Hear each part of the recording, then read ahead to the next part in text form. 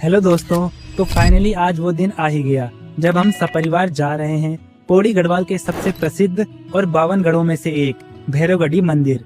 तो काफी समय से हम सपरिवार भैरवगढ़ी मंदिर जाने का प्लान बना रहे थे। तो फाइनली वो प्लान आज बन ही गया। आज मौसम थोड़ा बारिश वाला भी था, पर हम फिर भी मंदिर की ओर निकल गए।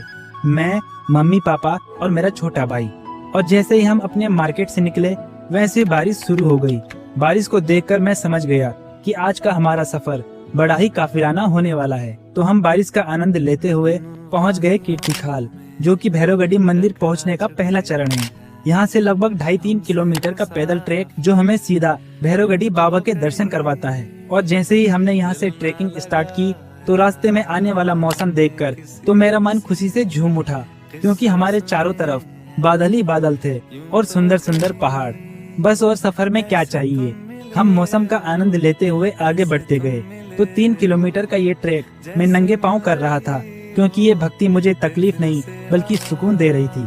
तो भैरवगढ़ी मंदिर पहुंचने से पहले हमें रास्ते में 2 मंदिरों के दर्शन करने होते हैं। तो पहला मंदिर आता है वैष्णो देवी माता का और दूसरा मंदिर आता है काली माता का। जब इन दोनों मंदिरों के दर्शन पूरे हो जाते हैं तो फिर लास्ट भैरवगढ़ी मंदिर का अंतिम पड़ाव शेष बचता है। फिर रास्ते में जैसे ही मुझे ये घोड़े चलते हुए दिखे तो सच में मन में सीधा केदारनाथ धाम की याद आ गई, क्योंकि बिल्कुल ऐसा ही नजारा वहाँ भी होता है। केदारनाथ जाना मेरा एक बहुत बड़ा सपना है और मुझे यकीन है कि जब भी बाबा का बुलावा आएगा मैं वहाँ भी जरूर जाऊंगा।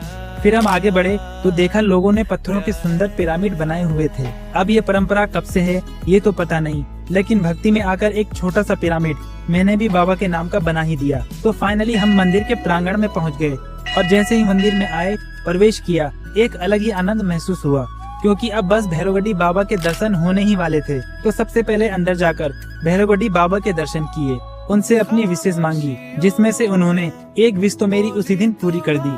तो फिर प्रसाद चढ़ाकर हम आगे बढ़े तो पता चला कि आज यहाँ भंडारा भी है। तो ये तो हमारे लिए बहुत ही अच्छा अवसर था भगवान का प्रसाद ग्रहण करने का। तो बस भंडारा ग्रहण करने के बाद हम थोड़ा मंदिर परिसर में घूमने लगे। तो वहाँ मुझे एक डॉगी दिखा जो कि बहुत ही प्यारा था। इसे देखकर मेरा मन कर रहा था कि इसे अपने साथ अपने घर ले जाऊं, पर ऐसा मैं कर नहीं सकता था। तो बस मंदिर में घूमने के बाद एकदम सुकून के पल जीने के बाद हम समय से अपने घर की ओर निकल गए, क्योंकि मौसम बहुत ही खराब होने लगा। तो भीगते भीगते नाचते गाते हम सुकून के पल समेटकर घर लौट आए। अगर आपको ये मिनी ब्लॉग पसंद आया हो तो लाइक और फॉलो जरूर करें। जय हो भैरवगढ़ी बाबा की।